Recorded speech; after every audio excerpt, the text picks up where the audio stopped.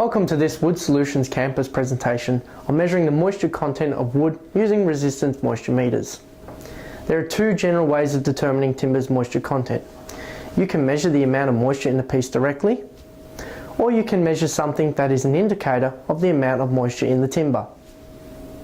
A resistance moisture meter measures an indicator of timber's moisture content, its electrical resistance. This is then related to the timber's moisture content. Australian standard AS 1080.1 details their use. The basis of operation for a resistance meter is that two steel pins are driven into the timber and the wood's electrical resistance is measured between them with an attached meter. This provides a relatively accurate estimate of timber's moisture content, as the electrical resistance of timber reduces as the moisture in the timber increases. Adjustment factors have to be applied to the meter's moisture reading for two factors that influence the timber's electrical resistance: temperature and species. A resistance meter includes pins that are driven into the wood. These may be insulated or uninsulated, a handle for the pins, and a battery-powered meter that measures resistance and converts this into moisture content reading.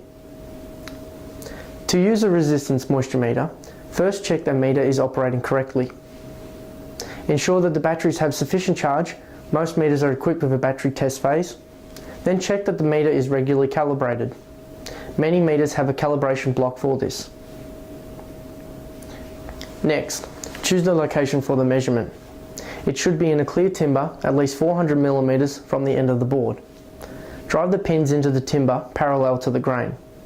If using insulated pins, drive them into a depth of 1/5 of the timber's thickness. Read and record the result, then repeat the process 4 times along the piece. Don't drive the pins into the wood across the grain, unless the meter manufacturer specifically recommends this. Don't drive the pins into the end grain of the piece. This gives very unreliable results. Meters are generally set to provide a reliable estimate of moisture content with wood at 20 degrees Celsius. At other temperatures, a temperature correction has to be applied. These are detailed in AS 1080.1 or supplied by the meter manufacturer. Species characteristics also affect electrical resistance. Meters are generally set to be correct for Douglas fir. Species correction have to be applied to the temperature adjusted readings taken from other species. So, the initial reading is taken, then adjusted for temperature and the species to give the final adjusted result. There are limits to using resistance moisture meters and key points to remember. Resistance moisture meters generally provide reliable results between 6 and 25% moisture. They are inaccurate outside this range. The meter only reads the wettest part of the timber in contact with the exposed metal of the pins. To measure the inside of the piece reliably, insulated pins have to be used. Raised readings will usually result if testing wood that contains salt water or preservative treatments.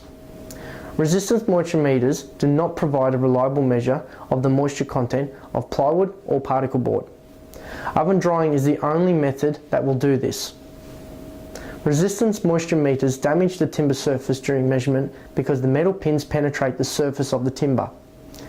Low battery levels can cause low readings in high moisture content material. Using a meter for extended periods in high humidity environments can raise meter readings. Species uncertainty can make species correction difficult.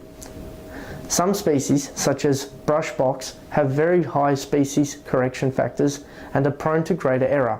In summary, there are several means of measuring moisture with varying accuracy. A resistance moisture meter measures the electrical resistance of timber between two pins driven into the wood and relates that to the wood's moisture content. Readings need to be adjusted for temperature and species effects, and they can provide reliable results between 6% and 25% moisture content.